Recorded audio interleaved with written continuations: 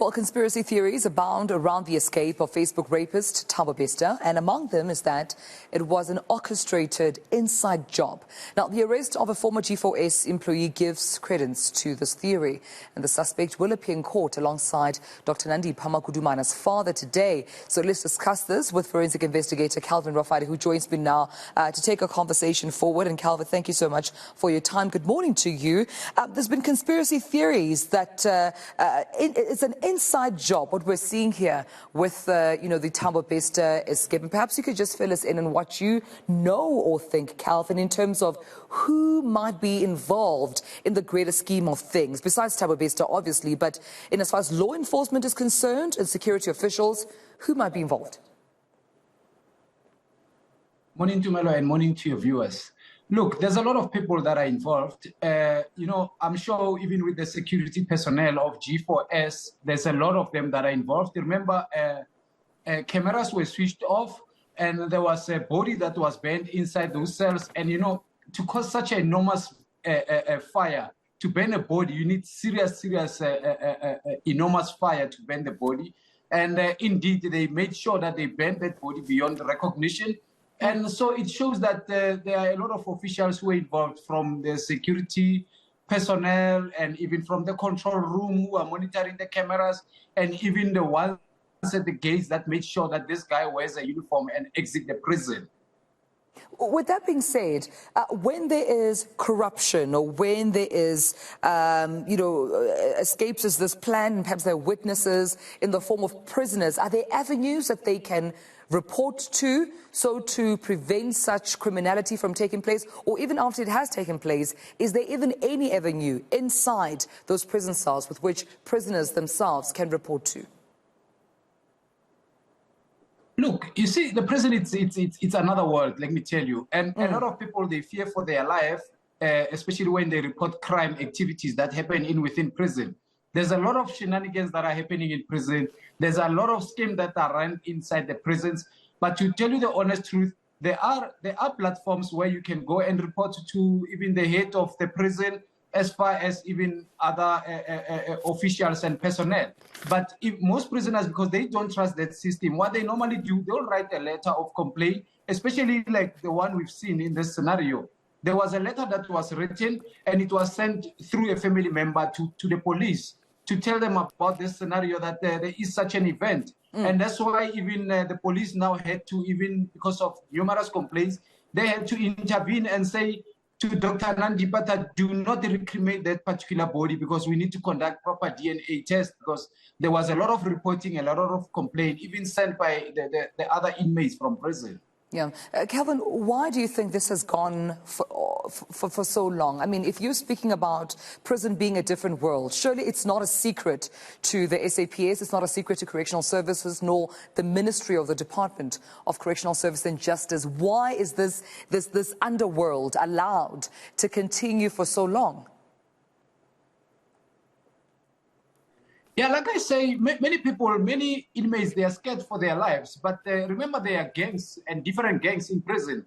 And to be quite honest with you, you'll be shocked. Some of the prison warders, they even belong into gangs. They are scared for their life, or they are making money with those particular gangs. So everybody minds their own business. They respect their territories. There are other even prisoners that even when they count the heads of the inmates in the morning and in the evening, they don't even come and queue up and be counted. They count them while they are sleeping. So what I'm saying is there's a lot of hierarchies, there's a lot of gangs within the prison, and everybody respects one another's space in terms of fearing for their life and just being there and serve their sentence and get out of prison. But even the prisoners, they belong in those gangs. Yeah. They accommodate them, they cater for them, and smuggle a lot of contrabands even for these particular prisoners.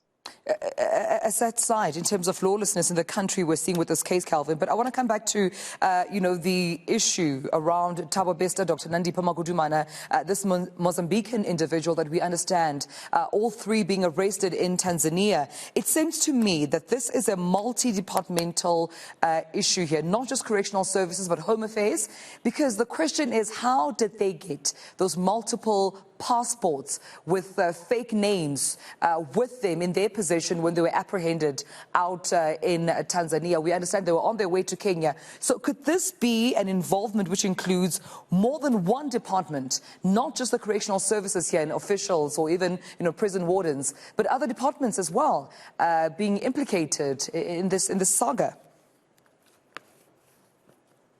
Yes, indeed. I mean, it was on the very same channel that we came out and we said that the guy, we got a call that he ran to Mozambique, and indeed it confirms that he was with this Zakaria Alberto at the time.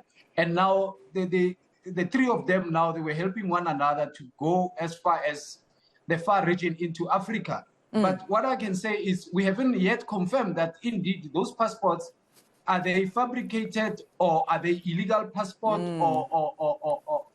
but what I can say is, like we heard on the news recently that one of the business associates of Dr. Nandipa's original passport is being found in one of those. So, but indeed, it is a multidisciplinary whereby Home Affairs is involved, your Interpol is involved, your crime intelligence and SAPS is involved, and a lot of investigation still needs to be done.